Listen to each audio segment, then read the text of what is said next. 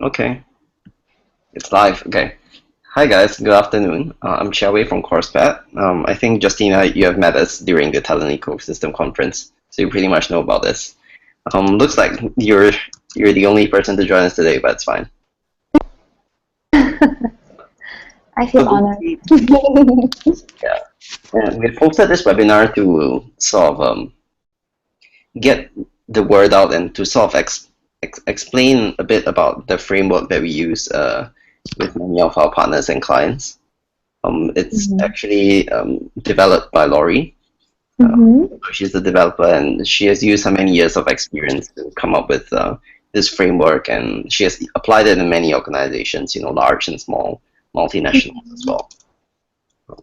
So we are as in I think you've seen us. We are a mobile-centric learning platform, and our Mhm. main goal is to drive engagement, behavior, and actually business performance improvement. And some of Mhm. the people we work with, predominantly in Singapore, are like GIC, Standard Chartered, Civil Service College, Sharma Leadership, which is Robin Sharma. And we had some projects with Coca-Cola and now DBS. And so, Mhm. yeah. So that's about it about us. I think you know us pretty well since we met. Mhm. Yes, That's true. Yeah. yeah. And I'll let Laurie sort of introduce herself. And then you can sort of also introduce yourself and talk a bit about what is of interest to you and what your challenges in terms of learning and training. Mhm. Well, should I go first? I'll just keep it short because then I've got, in my deck, I'm just going to run through just some examples in that. But my interest and, working with the CoursePad guys is to collaborate with whether it's organizations like yours, other learning, or I don't like using the word vendors, but other organizations that are helping the corporates and any organization to really develop their people. So I think where we bring a lot of value together between CoursePad with the mobile technology and on my side with the learning is more about supporting everyday learning, and that's why we're trying to complement existing training companies and companies that are out there already doing, whether it's e-learning or instructor-led or whatever it is, but sort of be a complement to what they're doing, which is a little bit slightly more veering towards formal, and I'll explain what I mean that in a moment. So I'll just stop there. And our big goal is more about really reaching as many people as possible, and having helping people improve the impact of their learning experiences. I'll Mhm. stop there. Yeah. So that's me, and our association with CoursePad. Mhm. For me, I think the reason why I signed up is mostly to understand better, as the email said, how to design programs. Because what I'm saying is that I need to train our. We don't really have managers per se, but we have lead links for each team that have few like functions of a manager in a traditional company.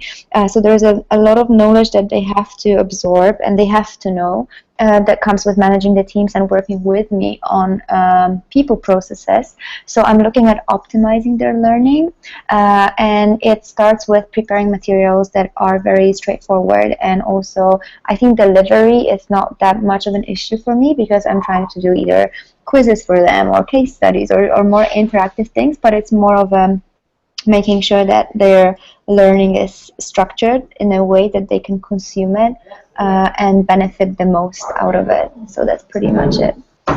So so you're developing the learning for your internal people? Yes. Okay. And how big is the organization? How many people do you have? Now we're 150. Okay. Yeah. So yeah, and What did you call them? Sorry, what did you call the guys that you deal with? so basically, because we take this term from holacracy. So holacracy is the new model of organizational design. So you don't have managers there, but you have rather lead links. So holacracy, it's based in circles. So every circle is like a group of people that are working together, and they don't have a manager who's per se. There's no like that. It's flat, the structure. But you have someone who's called the lead link or the circle, who's basically having some of the functions of the managers from traditional structure, and then and that mostly comes with not even managing people, but facilitating the processes, because everyone has ownership on their own tasks. Okay. Okay, that sounds great. Yeah, so pretty much it. Okay. Yeah, I think that like the cutting unnecessary things, I think this is something that really spoke to me when I read the email announcing. Should I just jump in and just share the screen? And Of course, you can take over the screen share. okay, so I'm just gonna share screen.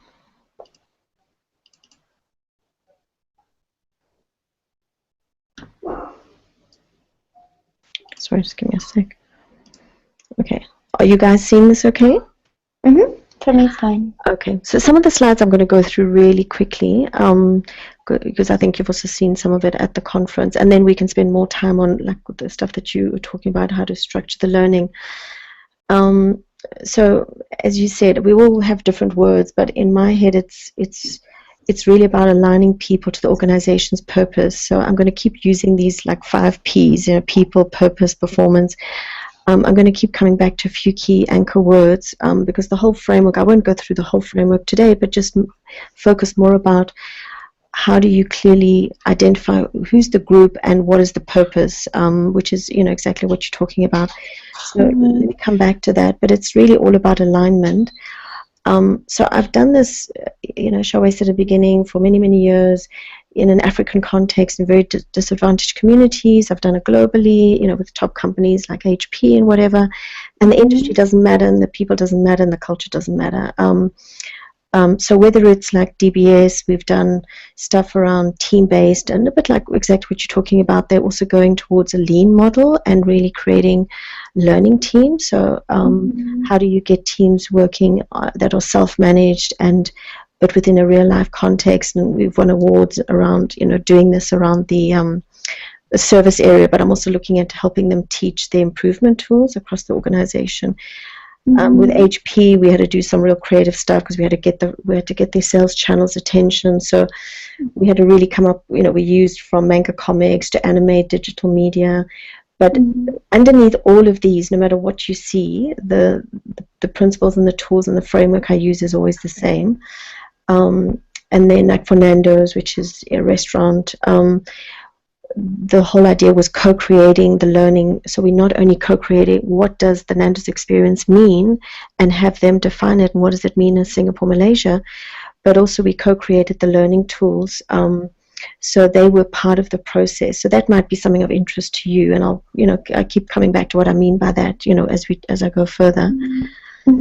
So I think the key message for today, it's about, and I mean the word mobile on 2 levels, just meaning that people are learning every day on the go. So as they're doing things, rather than waiting for the learning experience like the event or the day or the 2 hours or whatever. So the fact is that if we can empower learning every day, that people are learning in real time, real life, but with a clear purpose, which is what people are doing anyway, but it's just, again, whatever I'm going to describe, it's only about how do you make it much more structured and much more supported by the organization, and therefore everyone's helping each other rather than it's just happening informally.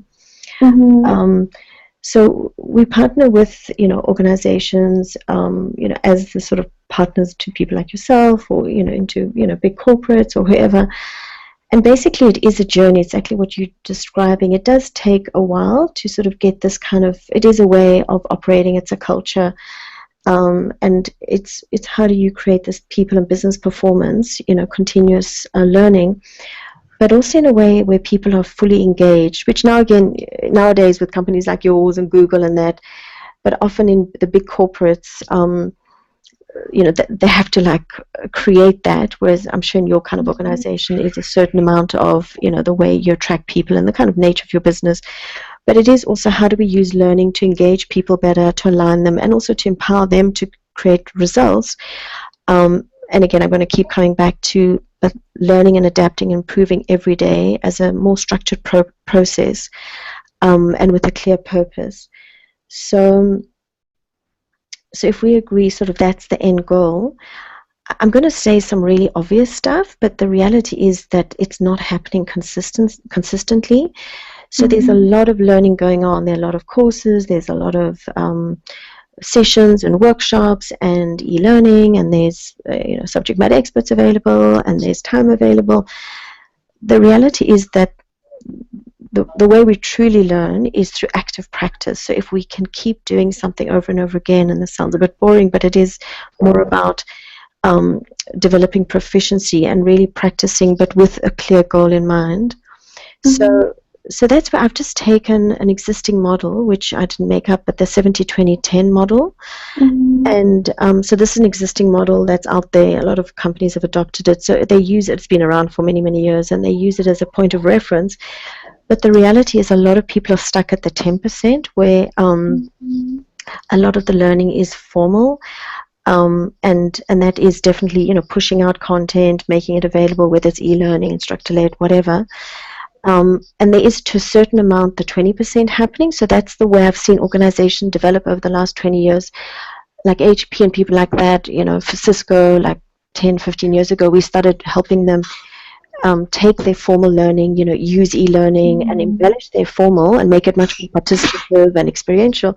And then we moved on to mentors and coaching and the 20%. And then nowadays you find a lot of organizations where they're talking about the 70%, which is how do we support and enable learning through experience. And it isn't just a matter of job rotation and assignments. It's really making it, part of the culture. So the reason why I partnered with CoursePad is just because and I'll show you how it applies using mobile technology. So the beauty of it is, forget mobile technology, the fact is that this is how we learn best. So if I want to teach you, like at Coca-Cola, we had to teach street vendors all over the world, like 1 million street vendors, how to be better businesswomen and better entrepreneurs. So instead of putting them in a classroom for 2 days, we helped them design a learning journey, which was about, I teach you just at the beginning of your journey, like very simply, like help you define who your customers are. So give you that as a lesson. It's first mapping out, even before that, like what are you good at? Like what is it that you want to get out there that you can, sell and make money? Is it baking? Is it selling stuff? But we did it in bite-sized chunks. So you learn something about how to profile yourself and decide what business you should be in. Then you immediately do it, meaning you start mapping out and start, so we help them, map out their purpose and, imagining what kind of store do they want to run and where would they run it, and just very high level. And then we got them to share it through the community to start getting ideas from each other.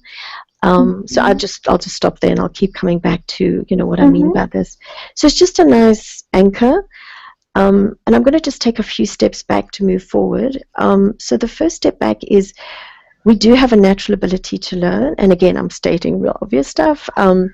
So if you think about it like evolution, and I think our mindset and our beliefs, as you know with Mind Valley, really dictate the way we operate. So I have a lot of people saying, yeah, we believe in this, we trust that people know how to learn, and then the next minute they're running 2-day workshops where they're just downloading for 2 days content and there's no application.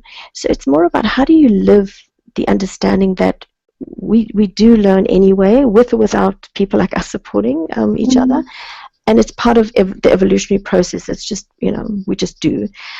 The second thing is, how do we connect with our need for purpose? And again, I'm just quoting one guy, but there's tons of people, I'm sure, it aligns with the Mind Valley philosophy as well, that I'm just quoting Daniel Pink, where he talks about the fact that what motivates us the most is when we're doing something with a purpose that's meaningful to us. And again, we are able to have autonomy to direct our own lives. We're able to have mastery, which is learning and improving.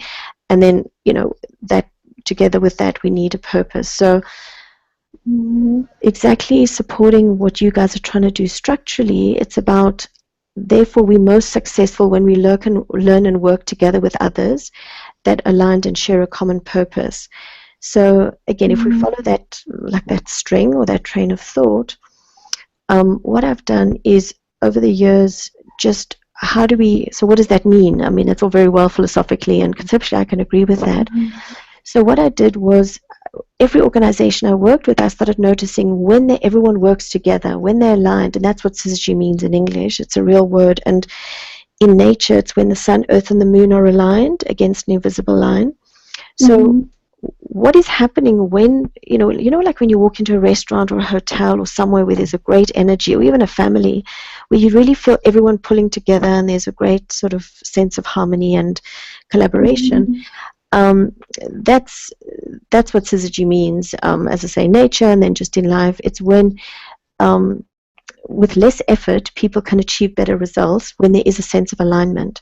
So what does that mean for us? So all I did was take this very complex subject of performance management and enabling performance, and I just created this tool. So even if you just take this away as your one takeaway is, and I'll drill down into a little bit more practical, but this is, I just call this, the Syzygy purpose, and it's just one way of defining purpose, because typically if you look at this visual, we start at the bottom, we just jump into teaching people stuff, and we want them to learn, whereas, again, nothing new. I'll say, let's begin with the end in mind. Let's imagine, what is that value? You can do it by job role, you can do it by job family, you can do it by individual. I mean, I've done this collectively for an entire organization with multiple, like 57 job roles, or you can do it across a common thread that's common to everyone, like a guest experience, and everyone has to achieve the one goal. So I just clearly, and these are normally already set by the organization, but not same old, but what are the breakthrough goals? It could be, like for Nando's, what they wanted to do was they wanted to create a unique, memorable experience but they wanted to, the strategy to get there was that everybody worked together. So it was no matter which restaurant you went into, and from the hostess that meets you at the door all the way through to the kitchen crew, and your whole experience end to end until you leave, that it's cohesive and consistent. So that was breakthrough for them, not just, okay, somebody smiles and somebody greets, and it was more about, and that seems to be a big trend now with services around, it's a real team effect that's being created.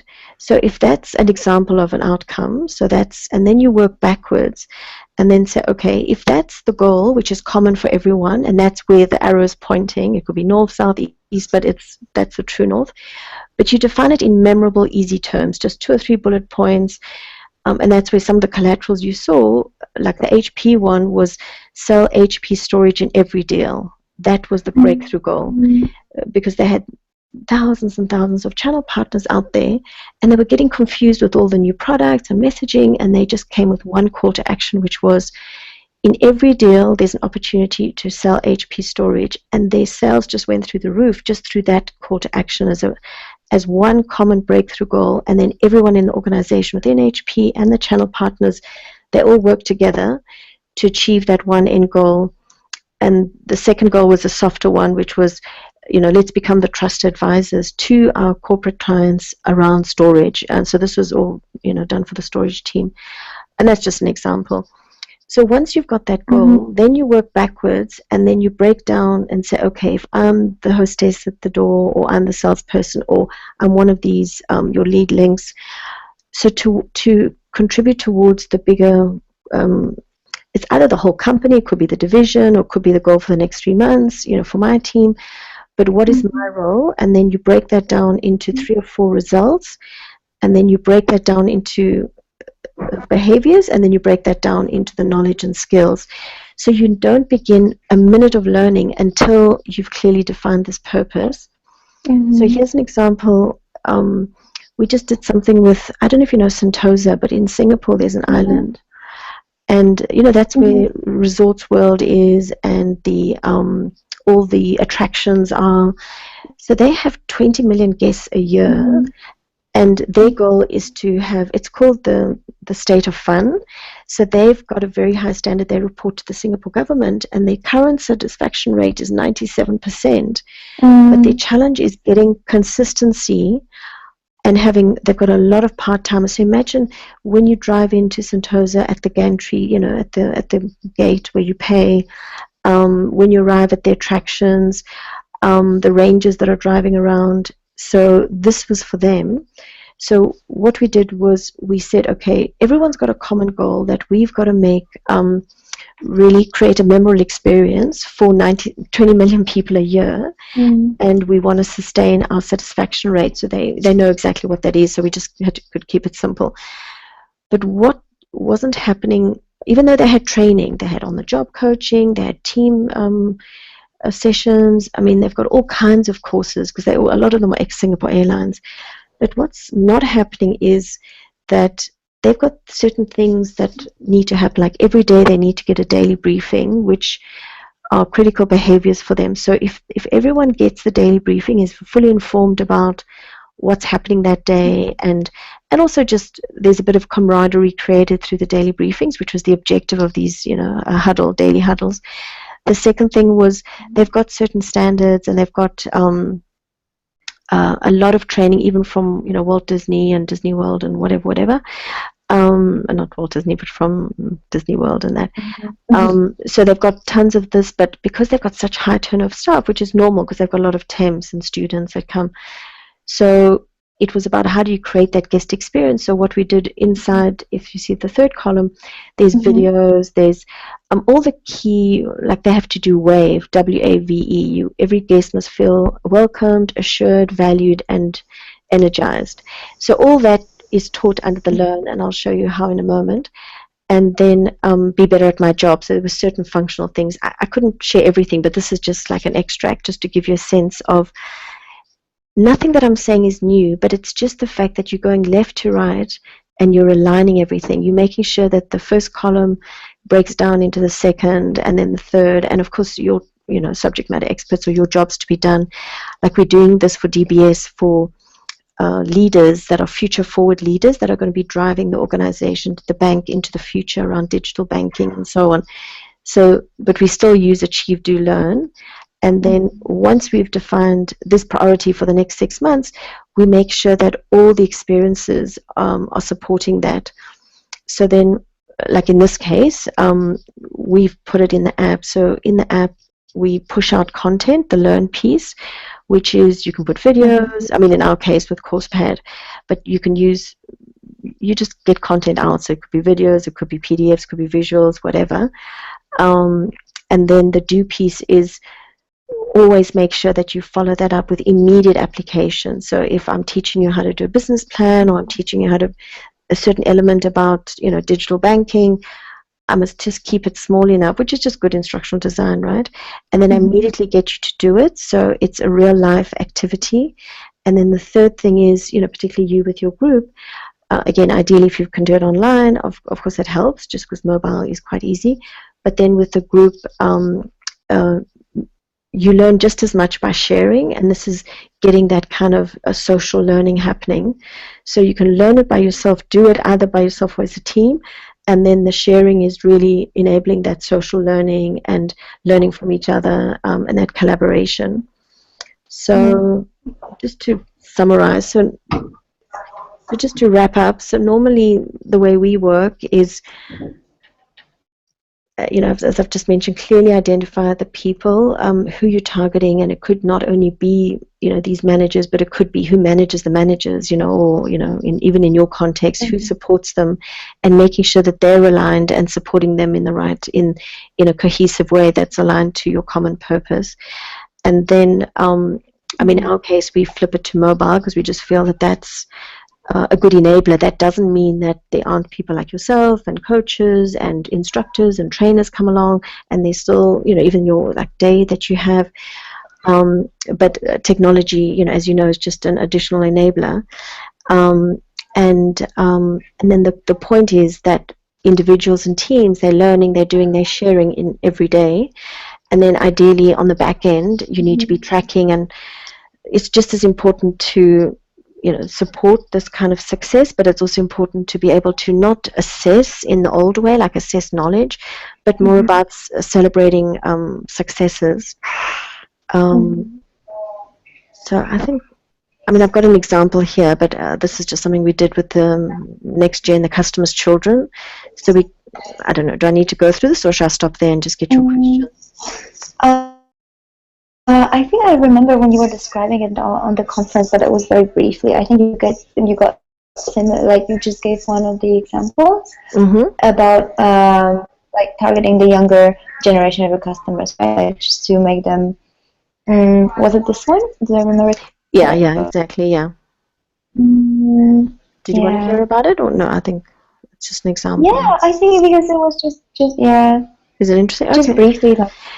Yeah, so so there's a lot of, all the banks are running these programs. So it is exactly what you said right at the beginning. So it really is about cut the crap, honestly. There's just so much training and courses, and I've got this sort of, like, I have this fictional parrot on my shoulder that the minute I go into an organization or with a team, I was with a young team the other day that they were coaching young entrepreneurs here in Singapore, and the game was so complicated and had 55 steps, and it was just like, as I say, I've got this like imaginary parrot on my shoulder that, no disrespect to whoever's designed it or running it, but you just feel like blah, blah, blah, blah. You feel everyone's tuned out within the first 10 seconds, because it just feels so hard. So especially in the wealth management space, they were teaching these kids every year. These kids were coming along for a week and they were being drowned in theories, and every subject matter expert stood up and just drowned them with their expertise. And they wanted to share, like even with Nando's, anyone that stands up that knows about how to do great experience or how to grill the chicken or whatever, they'd want to share everything they knew in that hour or whatever. And that's like just human nature.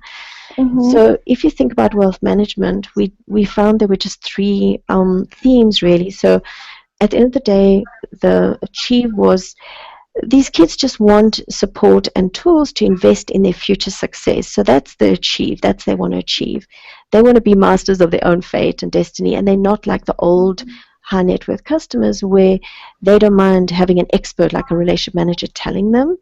These kids, research globally shows, so that's what I'm saying, it's not just like haphazard, but I researched globally and found that the pattern in the industry is that the banks are missing the boat a little bit, and the younger entrepreneur and high net worth individual is not loyal to their parents' bank. Number one is a common pattern, and number two, they all are very into social enterprise. So they are MOVE. They're on the move. They're mobile. They're always online. They love venture capitalism, either being invested in or investing in others, and they love education and they want to be upskilled. They don't want to just be told the products and be advised. They want to actually be upskilled and have knowledge transfer. So the whole program was designed to say, if you want to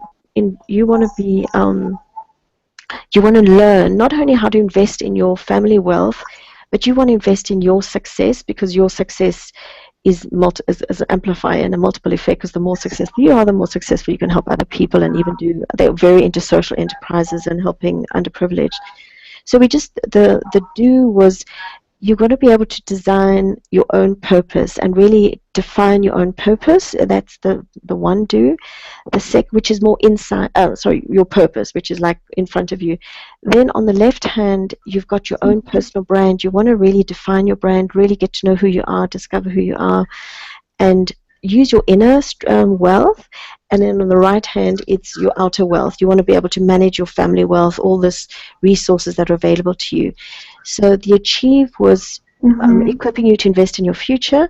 The do was, we're going to help you define and discover your purpose, discover and define your brand, and be able to clearly then leverage your wealth and plan that accordingly to achieve that. So that was the achieve, the do, and then we broke that down into this journey. So we took them on the journey where, like, first you imagine, what does success mean to you?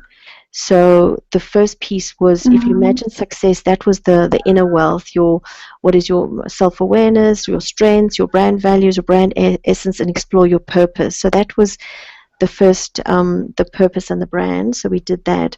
And then we started continuing on from that and say, okay, now that you have a clear image of your future, now how do you create that success? And that was step 2, if you see in the second course, or bucket. And then that's where we introduced all the wealth management. So everything they're learning is contextualized in the jobs to be done. In other words, their job to be done, and that's very much a lean kind of word, but their job to be done was to invest in their future. So anything that they learned was in their world, in their context, rather than the subject matter expert's world or the somebody else's world.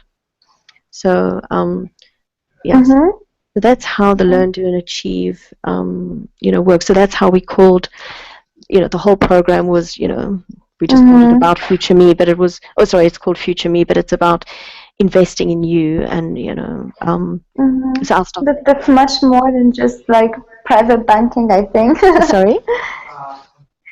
That's much more than just focus on. Sorry, like people are walking around here. Can you just use the other door? Can you use the other door? Yeah, sorry. Yeah, that's sorry, it's just you have too many open spaces here, I guess. Yeah, sorry, you were saying? No, what I meant is that, what I was saying is that more than just focus on financial wealth, and I like how it puts it in the context, and then I think it makes it so much easier for consumption as well. Yeah, and that's an easy example because it's outside of you and your work and a traditional environment. But if you take the same thing into your own environment, we all tend to sort of get a bit sucked up in like what's in front of our face instead of, and again, I'm not saying you doing it, I'm just saying all of us, that's what we do. How do you take a step back and say, okay, my job is not to deliver training, but my job is really enabling people. And some of it is like with Nando's, we co-created the purpose to say, okay, definitely everyone wanted to do a better job, but what does a better job at service mean? So everyone had a common goal that, and we asked all the teams, and the CEO was involved as well. So she spearheaded it, but she said, I could do Asian style, I could, traditional Asian style, and she inherited the business from her dad, and she says, I could just come here, which is I've done in the past, and just say to you, okay, guys, in fact, they were only counting complaints. They were never counting compliments. I mean, that's already saying a huge message to the team. So together with the team, we couldn't involve everyone, but everyone nominated their representative, and that representative then went back. And we actually got everyone to really put energy behind saying, of course, we have to stay within the parameters of, we're in the business of selling chicken, we're in Nando's, we've got to, live according to the brand. But people love the brand. That's why they work there. I mean, like yours, I'm sure people love working with Mind Value because you are quite a unique brand. But it's more about engaging the teams to actually co-design even and take them on a journey. And I'll just share the biggest pushback I get is that often people will turn to people like us and say, but you just tell me, because you guys know. And that sort of defeats the purpose. So, because part of the learning is actually learning what you should be learning, So anyway, I'll stop there. And then, I mean, just to wrap up, so the whole point about if we are able to engage, align, and empower teams, and really be more the facilitators of helping them be more conscious of their purpose, and then make sure that the learning is aligned to that, then that's when, with less effort you get better results. Yeah, so I'll stop there. So, the main sort of purpose tool, and that's just one. I mean, I've got other tools, but this is, it's this one here, and then I use just a simple format like this. So I'll stop there. Yeah, so is that useful? I don't know if that's... I think, as you're saying, it's simple, but simplicity speaks for itself. So now when we have the bullet points and tips and useful knowledge and all these things, this really helps to put it in a very simple context, and just like for me it was very useful. Like whatever you shared, it's maybe it's something that we know, but as you said, it's because we practice. Knowing and practicing are two different things. So we might know something, but then we go back to the old habits that are not very functional sometimes. So that's why the whole model, the way it looks, and that it goes beyond the context. You're not just learning exclusively the things. And I found it as well that it's experience that actually helps a lot, rather than one day or someday this might happen to you and you have to know what to do, because this just does not work for them.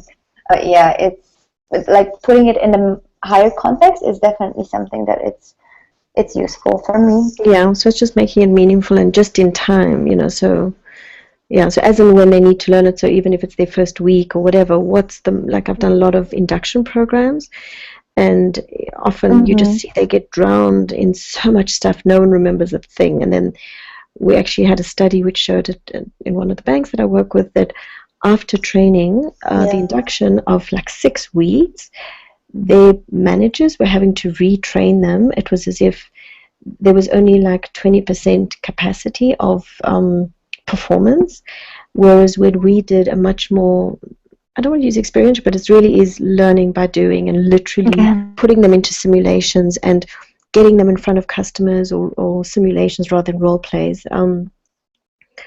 That by the end we flipped the number from 20% were fit for purpose or ready for work to 80% were ready for work, and then there was a balance that probably just wasn't even a good fit. So we got to sort of 80-90% by using the learn do share kind of model. And so it we had sort of amazing results, and people were able to perform immediately rather than arrive after 6 weeks and then the manager had to train them all over again. Yeah, I think what I like about it is that the way we do it here, our induction, a general induction, is 3 to 4 days, depending on like the schedule, but let's say like 3 to 4 days.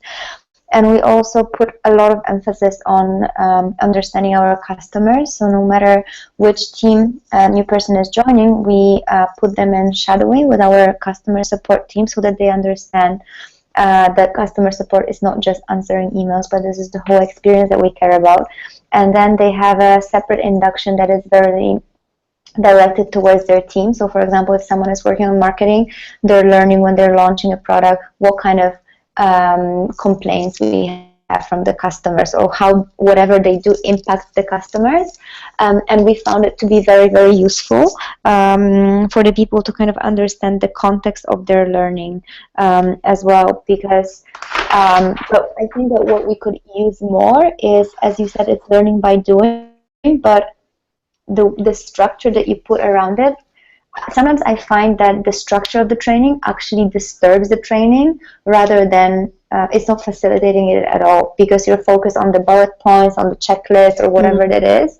Whereas this structure actually is somewhere in the background, it's not the front line, is the supporting back. And I think that's the main difference for me, because for us, we're just of course, depends on the team. There are teams who have more thorough training, and depends on the level that people are joining as well. But some teams just would ask the person to learn on the go, which is great because it's kind of in full immersion. But that kind of agenda behind would really help to measure it. Exactly. And I think that's when you. What are the outcomes? And then when you, so that's really useful, and to me, it's something that I'm exploring my knowledge of right now, because it's not as easy as we think, right? Designing, it's very challenging as itself, and I think that like what this shows is that people don't feel they're going through a structured program. I don't know how it looks in practice, but the way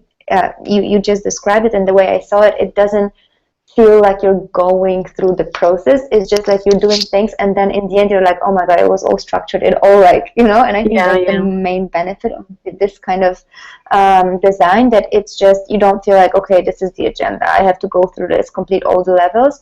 It doesn't feel like you have the lessons as you showed and stuff like that, but it doesn't really feel like it's checking things off the list, but it's the whole journey, and I'm really into journeys right now.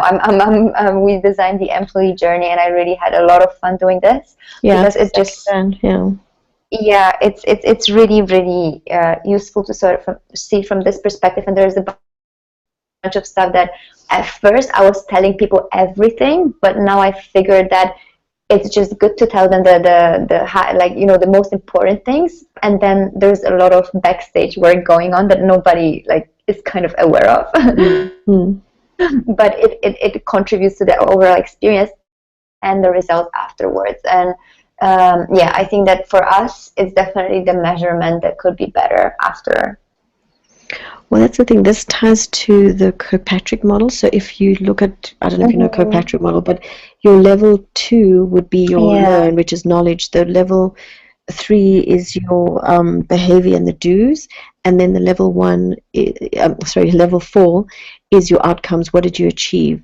So even for in simulations, so even if you can't, like in a bank, you may not be able to put, the front line of the new high with a real customer, but if you do, and again, I'm trying to make it just been role playing and real simulations where you have, I mean, they sometimes actually invite real customers that are, sort of the usual customers in that area, and they're quite happy to come along. And they know that it's part of the whole training, and they sort of partner, or someone acts as the customer. But you can actually measure, all 4, even in an induction, where you're given them some as close to the real task as possible.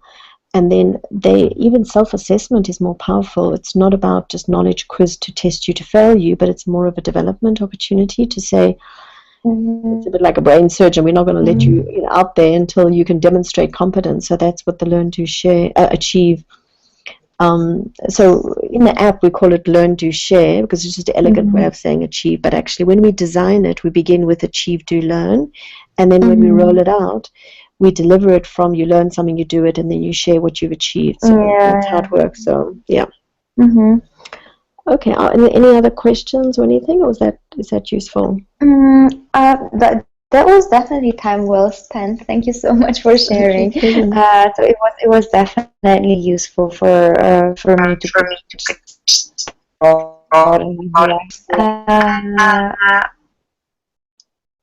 okay, so just, think about... Sorry, I don't know if someone is saying something.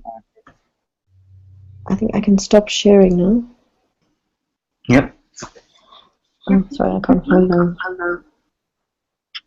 We'll just keep this in mind, or if there's any ways that we can collaborate. We just looking for early adopters. Can you repeat that, because it just echo. Oh, what's happening? Hello? Yeah, it's just echoing. Hello, yeah. I was just saying, if it just... I don't know if it's going to work. We'll just keep us in mind if there's any opportunity for collaboration. Leave it like that and just be in touch, evolve. Yeah, definitely. I think guys are coming next week, so we can discuss it more about, right? Yeah, me and Kevin are actually visiting the Mind Valley office. Oh, cool. Okay, yeah. Sometime next Wednesday. Next Wednesday, yeah. Okay. All right. Great. Yeah. So just keep me posted. All right. Thanks, guys. All right. Thank you so much. Okay. Cheers. Thanks. Bye.